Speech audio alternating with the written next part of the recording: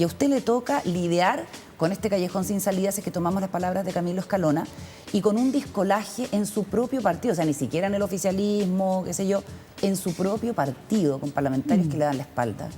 ¿Cómo se vive eso y cómo se sale de eso para avanzar? Vamos a partir por lo primero que señalaste, Carolina, que era lo siguiente. Cuando yo converso, por ejemplo, con la oposición y converso en los términos que me parece que son los adecuados, de una amistad cívica, de un encuentro democrático, entendiendo que en la democracia se expresan distintas opiniones o distintas maneras de ver y vivir la política, yo no pretendo al conversar que con eso la gente vaya a votar por los proyectos como yo los veo. Lo que me interesa es tener una conversación política y generar un ambiente político amable.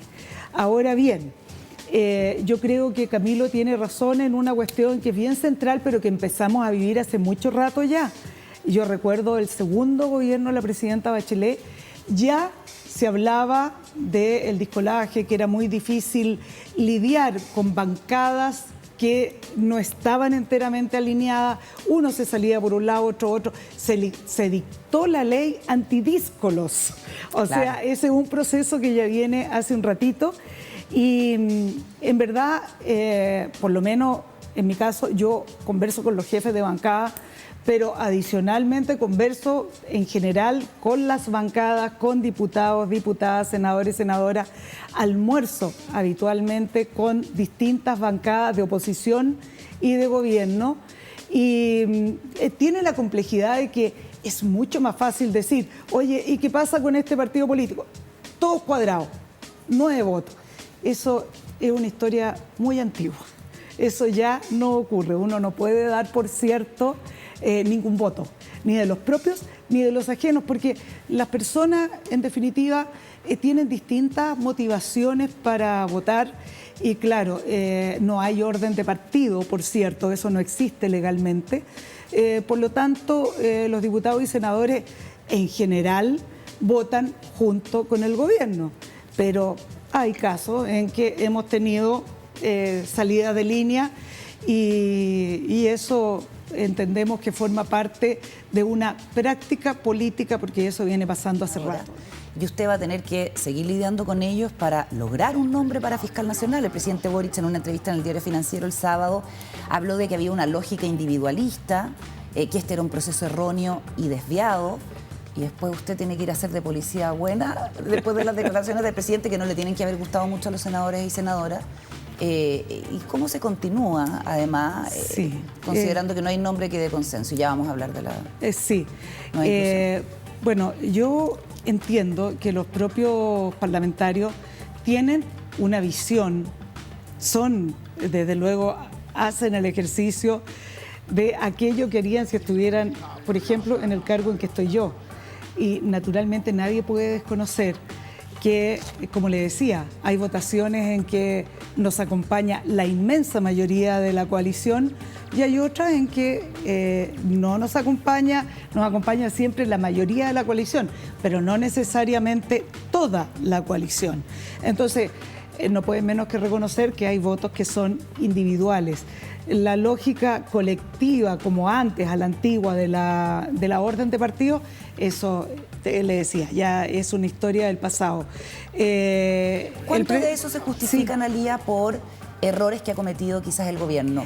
¿Hay una autocrítica como que de alguna manera permita entender este encono, incluso que tienen algunos senadores y senadoras, con cualquier propuesta que haga el gobierno?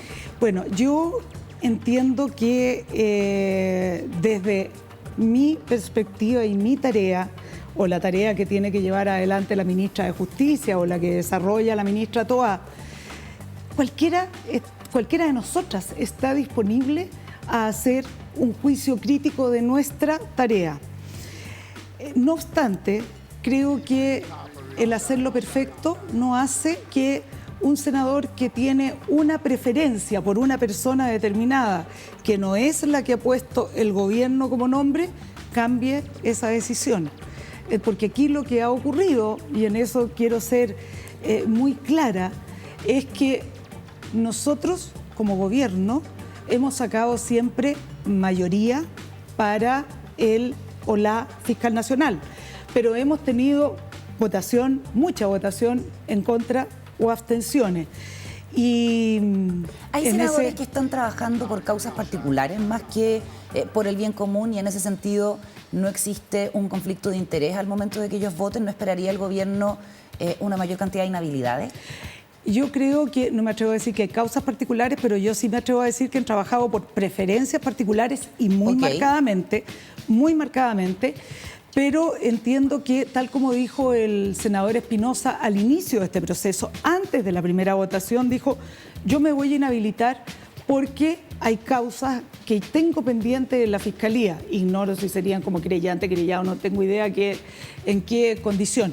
Y dijo que habían otros más que compartían esa condición. Nosotros no hemos hecho, como gobierno me refiero, un juicio al respecto, ni mucho menos hemos empezado a hacer una indagación respecto de quién tiene qué condición en el Ministerio Público, porque yo creo que eso es generar mayor duda, generar mucha crítica en torno a un proceso que ya se ha complicado demasiado. ¿Y no esperaría que los senadores que estén en una condición quizás comprometedora se inhabilitaran? Lo voy a decir de otra manera, Carolina. Si yo tuviera que votar y tengo una condición de inhabilidad, la haría valer. Pero es un estándar que me aplico a mí misma, no me atrevo a aplicarlo a otros.